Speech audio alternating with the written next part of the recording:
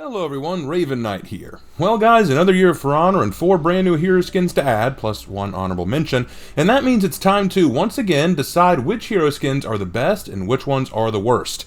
This year we had Inquisitor Yan Chen, Conquistador Vela, the Monkey King Sun Wukong, as well as the additional edition of Whitebone Spirit by Gu Jing, and finally Oathbreaker Maddox. So today we're going to discuss all of these hero skins and decide which one is best and which one is worst. However, this video isn't going to be so cut and dry as just which one looks better. We're going to also talk about the lore of these characters. So first, we'll talk about which hero looks the best, and then we'll talk about which hero has the best lore. And bear in mind, a hero that looks great may not have the best lore, so that will make this even more interesting, especially for me. Then, to make this even more fun, we're going to compare the best hero skin and worst hero skin of this year to the best and worst of last year and decide which of the 8, or 9 I guess if you consider Bai Gu Jing, hero skins we have, which one is the best and which one is the worst, and put it to bed once and for all. Y'all excited? I know I am, so let's get started. To start things off, let's talk about looks. In terms of looks, I'd say it's pretty safe to say that Sun Wukong wins in this category. I mean, the design team knocked it absolutely out of the park. The detail put into his monkey face, sharp teeth, his tail, the fur all over, the unique armor, it's just hard not to play Sun Wukong when pulling out Shaolin now. Now, I know what some are going to say, that this is a bias since I'm a Journey to the West fan, and yeah, I would agree that this is a problem, but I would like to point out that the For Honor team was being asked to turn a human character into an animal, a monkey, and yet still maintain enough human-like qualities to make him still move and feel like Shaolin in-game. I mean, come on guys, they tried that with Griffin and they still couldn't make him look like a monkey, just move like one, so give them credit, they learned and made it even better. They accomplished it, which is no small feat. I have to give them credit. All joking aside, I was not expecting there to be a Sun Wukong skin, and what we got was phenomenal. It's honestly one of those moments where the hero skin absolutely makes the season for me, and the amount of effort put into the style just really shows. It is so top tier. I know there are some people who don't like it, they feel like it's a little too fantasy, and they don't like the pheasant feather crown, and I can kind of understand that. I might say that the pheasant feathers are a little much, but overall, I'm just so impressed with what they did. I was not expecting them to go this hard with Sun Wukong, and they really did. I just love it. Now, second place I would also say is pretty easy. Maddox takes second place, okay? Now, before we go into Maddox, I received 1 or 2 comments saying that Maddox should take first place because of how awesome and original his design looks, while Wukong is literally just inspired from a pre-existing piece of pop culture. And I guess maybe, but at the same time, I'd argue that Maddox was also heavily inspired from the Stormcloak officer's uniform from Skyrim, so I'm not sure if I buy that logic. I mean, take a look at his outfit and then look at a Stormcloak officer. They look pretty dang similar, so I don't know. But leaving that aside, this armor is top quality. People keep complaining about how none of the Viking armors look good, and yeah, most of them don't. I would argue a few look okay, but yeah, I'm not gonna lie, this one right here looks pretty stinking awesome. I love the chainmail hauberk and the saber-tooth design. The subtlety of the paint lines going down the cowl and arms is really nice, and you don't notice it unless you use different color schemes. The sword also looks really good, which is something I feel is often overlooked in hero skins, because the weapon design has to be good too. You don't get to customize the weapon just like you don't get to customize the hero skin, so the weapon has to be on point, and this looks really stellar. Honestly, it's something that stands out. I also really like the face and beard. I know this is kind of a weird thing to focus on, but I always feel like the beards given to characters like Warlord, Raider, and Highlanders can sometimes look underwhelming or just silly. Like, this one though feels fantasy styled and yet like something I could believe. He really stands out and I adore how he looks, and what I think is so cool is, unlike Sun Wukong, who I felt got a lot of detail put into him, this one feels a lot more subtle and a lot more reserved, but at the same time, it works really well. I think the only thing that I find a little bit funny is the fact that the material changes only part of the chainmail, it looks like, but maybe I'm misseeing that. But whatever the case, Maddox is top tier. Now, third place and fourth place is a little tricky because I love both of the other 2 hero skins, but if you twisted my arm and made me pick, I'd say Yan Chen takes third place for 2 reasons. The first is the creativity of the overall look, appearing like something out of Van Helsing or Warhammer. She captures the look of a fantasy inquisitor very well, which leads into my second reason. The transformation. You took a pirate and made them something completely new. I mean, okay, let's face it, Maddox, at the end of the day, is still a Highlander. Shaolin will always be kind of like a monkey character, so turning Shaolin into Sun Wukong was that was an obvious step. But Yan Chen was a pirate. That's the character she is, a pirate, and was redesigned and contextualized as an inquisitor. If you didn't know the lore of the different characters of For Honor, you wouldn't realize Yin Chen was modeled after the pirate character, which I think was kind of a stroke of genius. This creativity just really stands out to me, and I love it. Now, that's not to say that I don't like Conquistador Vela. Of course I do. I actually do like her. Her armor design is very unique, and I love the different ways light can refract and reflect off of her face mask. The style helmet is a nice touch. She looks like a good combination of Knight and Conquistador. I think her cape pattern is actually pretty special, but I think what hurts it overall is the fact that it doesn't stand out in any meaningful way compared to the others. There's nothing truly outstanding about the design, I'd say, compared to the other characters. I mean, even Baigu Jing, while a simplistic design, provided some very unique aspects that made her stand out. The lengthened nails, the face paint, the stylized veil, the long pheasant feathers for decoration. I mean, it's certainly not detailed or stylized as Vela, but the Warmonger armor sets have always been kind of flamboyant, I feel like. That's the problem. So, like, for example, if you see something else just as flamboyant, especially compared to the others this year, kind of mellowed it out for me. Like, and some of you would disagree, but for me, when I saw Vela's set, even though I did love it, I could have also seen it as just another standard Warmonger set that was released each season, you know? Again, I know that it's got more going for it than just that, but I didn't feel like anything about it blew my mind or stood out to me all that much. And that was the big problem. But I repeat, I really like Vela's look, so please don't assume I don't. I do like it. I actually liked everyone's hero skin in terms of design this year. None missed, and picking a favorite for design was really quite difficult. I feel like Sun Wukong was just the best overall, but picking and choosing between the others, I hate doing it because I know that some people are going to say, oh, you don't like Vela? No, I love Vela. I love Yin Chen. I think they both look awesome, but picking the best and worst out of those four was difficult. But we've talked about design. Let's talk about the lore.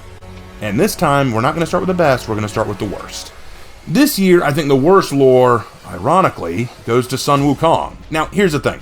I wasn't expecting them to just rip right off of the original Journey to the West, and I have no issue with them taking liberties towards the story.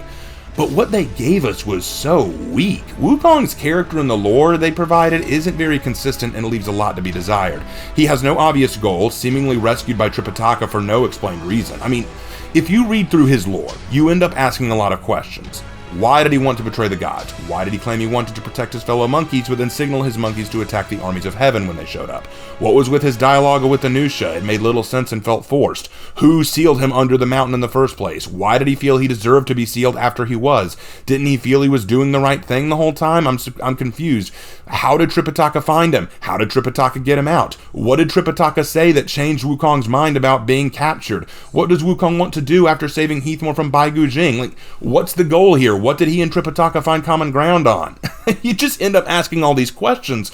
So honestly, yeah, I wish they had ripped off the original story more, because at least that way they had something to go off of.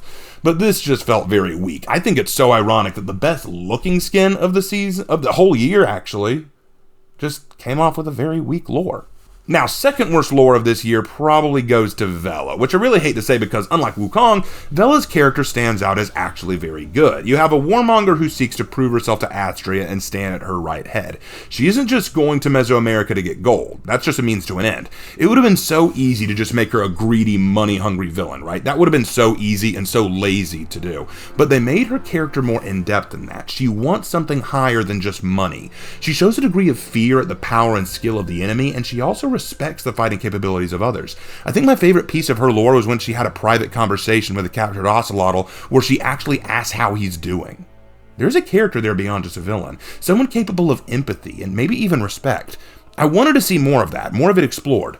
But the problem is, unlike all the other characters, her character gets horribly overshadowed by the new hero. Let's be frank, Vela existed in this lore to simply be defeated by the Ocelotl. The lore does not explain any of her personal feats or her abilities that make her stand out from any other warmonger. It does not dive into her personal aspirations and all she's done to get there, and it also doesn't go into what she did in Mesoamerica or in Heathmore to earn her title of Conquistadora and possibly win Apollyon's approval. Look, at least with Ravier last year, we explained that she was a favorite of Vortigern, which got her Astria's attention. Here, Vela just is. And that's a real shame. There could have been something great in her, but in the end, she was merely a Horkos dummy for the new hero to beat up, which is a real waste. And after Vela, I'm going to go with Maddox. Maddox's lore isn't nearly as bad as some others I've seen, but I fear it's merely suffering from missed opportunities and potential. One could argue that you shouldn't judge something based on what you want it to be, but based on what it is, and while I agree with that, that's certainly true, I can't help but think about where this story could have been. A story of not just betrayal, but heartbreak, of revelations, of deception. I propose the idea that instead of the chieftain being the one who wished to fight, it was Maddox who wished to fight, and he killed the chieftain to preserve his honor, only to learn that the chieftain had wanted to surrender so that Maddox might be spared from death. So feeling guilty, Maddox wants to fight Astria to redeem his honor and to redeem the honor of his fallen brother, only for Astria to spare him herself since she only wished to test their village to see if they were wolves or sheep. This would crush Maddox, as not only did he needlessly kill his sworn brother, but he can't even die in battle to redeem himself. Truly tragic, Shakespearean, I would argue. And I recently read a Daily Order that said, when Astria learned of what happened, she saw Maddox as a true wolf and allowed him to rule for a while. And when I read this, I laughed. I just laughed so hard because either I don't understand Horkos or the For Honor developers don't understand Horkos. I hope that it's the former, but if it's the latter, oh boy. Because let me point this out. Maddox was called a wolf. Astria considers him a wolf because he killed his brother. But why did he kill his brother? Because he wanted to surrender. He wanted to give up. He wanted to capitulate. Yes, he's the wolf, because he wanted to surrender. While the chieftain is the sheep in this situation because he died despite trying to resist, despite wanting to fight. He was the one who was willing to fight and die. Does that not sound like the complete opposite? Oh, you wanted to stand up to me and fight even in the face of certain death, but you were backstabbed by your sworn brother who wanted to submit and surrender to me without a fight? Well, I can certainly see you're the weakling here. Let's reward your brother for his betrayal and his submission, even though that flies totally in the face of my belief that the wolves should rule the sheep. Yeah, the contradictions of the lore hurt Maddox for me, as does the missed potential. Someone's going to come out and say that I don't understand Horkos. Do it if you want to. I don't care. I wanted to see Horkos written better. I wanted to see Maddox written better. For what we got, it's decent. It could have been better. Which leaves the winner, Yin Chen. Yin Chen's lore actually surprised me with how good it was. The more I think about it, the more I'm kind of impressed by it. You have a pirate who for the longest time was tired of seeing the chaos caused by the artifacts and magical items from last year being used by a cult to cause harm and destruction. She's not a fan of Horkos, but she sees them as the only step towards salvation and stopping the cult, so she joins not out of loyalty, but necessity. And that's already creative and better than what we've had so far. Every other Horkos victim has done it either because they like Horkos' ideology or they're too scared to want to fight back. Here, she's like, you're the best choice. I don't like you, but you're the best choice. Saving a small village, she shows a bit of character and compassion by returning a small doll to a little girl. And I like this too, as it shows the compassionate attitude from a foreigner. This village was an Ashfeld. The child was likely Ashfeldian. That little girl could have grown up to be an enemy of Yin Chen since she's a pirate. But instead of resenting her, she seeks to build up this child, something we don't see as often from For Honor warriors. But then we get a dark side, only for the Inquisition to kill everyone in the village, including the child. That's like Warhammer levels of dark here. This horrifies Yin Chen, who recognizes that Horkos is just as bad as the cult, and she feels guilt and shame for her hand in all of what happened. So she takes the Batman approach and decides it's time to fight back. But what I love about this is that it's hopeless. When I first said that I would have liked to have seen Maddox stand up to Horkos, I had a lot of people in the comment section tell me, that's a stupid thing to do. He'd just lose. You think you could honestly beat all of Horkos' army? You think that's a smart choice to do? He'd just fail. And all I could think is, well, that didn't stop Yin Chen. I mean, hell, she's fighting all of Horkos and the cult at once and alone, and she knows she can't win, but she's doing what her character has established her to do, and that means a great deal from a writing perspective. My biggest problem with Yin Chen was the fact that we don't know what happened to her later. Supposedly, she took all the artifacts from last year and fled with them somewhere far away to a distant land, but that's it. I would have loved some closure for her rather than that, but I suppose that's personal. Now, some are going to say that I'm being very unfair to Maddox and lifting up Yin Chen a bit too much, and I'll admit a little bit of truth to that. I feel like I'm looking a whole lot at what Maddox could have been rather than what he is, which is why I say again, what Maddox is fine. It's not bad. It's not the worst lore. But when I see what we got with Maddox versus what we got with Yin Chen, I have to prefer Yin Chen over Maddox. That's all I'll say about that. All right, so there you have it. The best and the worst from this year. But now we've determined that, let's compare that to last year's. Who is the worst from both years of For Honor? Last year we established that Bolthorn was probably the worst in terms of appearance. He's just a raider that they painted black. Yes, there are a few minute details, like the flowing patterns on his skin and the neat axe design and his dead eyes, but otherwise there's not enough to really gush about with him. So how does he compare to the worst of this year, Vela?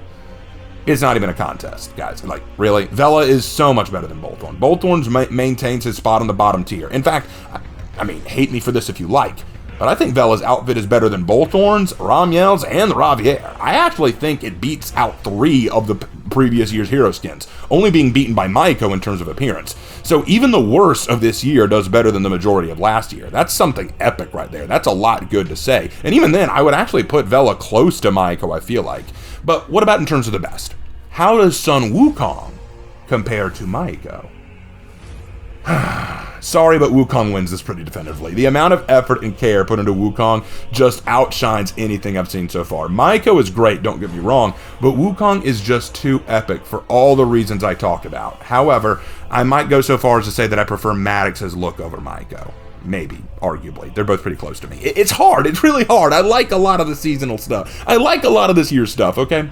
So I think the order for me would go like this. Bolthorn is at the bottom, then Ramiel, then Ravier. And before I go any further, I should say, the reason Ramiel is lower on the list is just because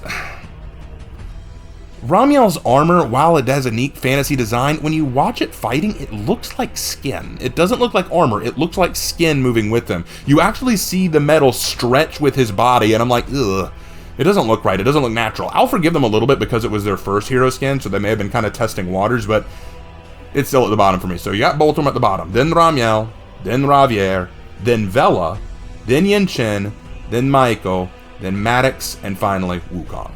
I'm not going to add Bai Gujing, but if I had to add her, I'd put her just above Bolthorn. Yeah, her skin looks great, but it's nothing mind-blowing like the others we've had, so there you go. But now, how about lore? I said the worst lore of last year went to Ravier, and the worst lore of this year went to Wukong. So who has it worse? Honestly, I'm going to say Wukong's was worse, mostly because, and now hear me out, mostly because with Wukong, they had the blueprint to go off of and actually didn't take it. That's like being handed the literal recipe to cure cancer and deciding, nah, I can do this on my own. Plus, while Ravier's story left a lot to be desired, she had a clear-cut goal, clear cause and effect in terms of actions and decision-making, and she remained consistent character-wise. Wukong, meanwhile, his behavior and attitude shifted, and frankly, it just reeked of inconsistent writing in an obvious attempt to take what was already recognized and make it something about standing up to the oppression of the gods, or something along those lines, I guess.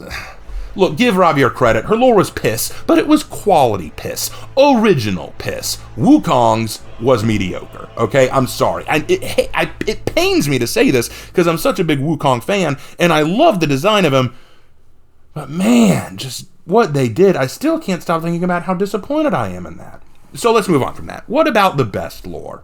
Last year I said Maiko had the best lore, and this year I argued Yin Chen does. So who wins, Yin Chen or Maiko? Oh, that is so very hard to decide because both of these ladies have very exceptional lore, and it's hard to really decide, but if I absolutely have to choose, if you twist my arm, if I had to make a video about it, which, hey, I am, I'd have to say Maiko wins, and for one reason, god dang, it's one reason, closure.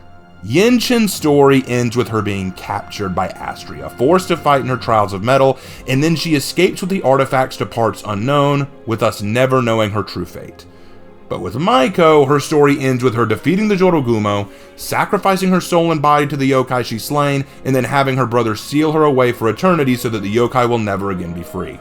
This is not only tragic, but it's clear-cut closure. We know the fate of Maiko, and we respect and understand the decision that she made. I don't have to wonder, whatever happened to Maiko? Because we now know, and that can be worth a great deal. Meanwhile, on the other hand, you could argue that since Yin Chen's ending is so open, that does leave the potential for her to return with a new mission or with more to accomplish, which could mean her story is left unfinished and people may like that, but my response to that argument is that, well, think of the Star Wars series. Luke Skywalker's story from A New Hope all the way to The Return of the Jedi was well structured. A clear beginning, clear progression, clear closure.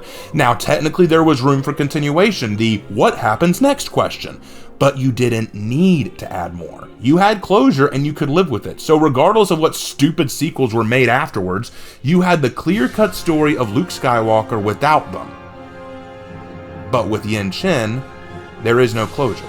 We don't know what she did with the artifacts, where she went with them, how long she planned to stay wherever it was she went, who she met along the way, if she met anyone at all, if she even survived. These questions mean closure has yet to be given for Yin Chen's story, and that means Maiko does have one aspect up over Yin Chen. So, by a very small margin, I do give it to Yin Chen as having the best lore out of everyone so far these last 2 years. And again, it feels hard to say all that, but there it is. So for the lore aspect, here's the order we can go in. Wukong is at the bottom, just absolutely awful. Followed by Ravier, who I felt lore was just very stereotypical and by the bones basics, evil Horkos do evil Horkos bad things. After Ravier is Bolthorn. His lore is just super weak, and I can't stand it because all Bolthorn does is just cause trouble so that a new hero can come in, which I think is a really big sin, Ubisoft. If you're watching this, Ubisoft, keep this in mind. Do not create a hero skin just to be a folly that can be defeated by the new hero that comes up. That is very weak lore writing. I'm not gonna lie, it gets very repetitive. It's the Vegeta approach. You basically introduce a villain, have Vegeta fight it first so that he can lose just to show how tough it is, so when Goku fights it, you realize how strong Goku is. That's what they're doing here. They're introducing heroes like Bolthorn and Vela so that they can introduce them and say, oh, look at how tough these guys are. Oh, but look at how tough the hero is who beat them. It's not cool. Don't keep repeating that, please. After Bolthorn, I'd go with Ramiel. Ramiel's lore isn't bad per se, but it leaves something to be desired. It feels underwhelming. It feels more like a For Honor origin story than a character story. After that is Vela, and I'm sorry, Vela, it could have been so much better. I feel like Vela was robbed of a great opportunity. Next is Maddox, who, like Vela, I think has a much missed potential, but had more going for him than Vela did.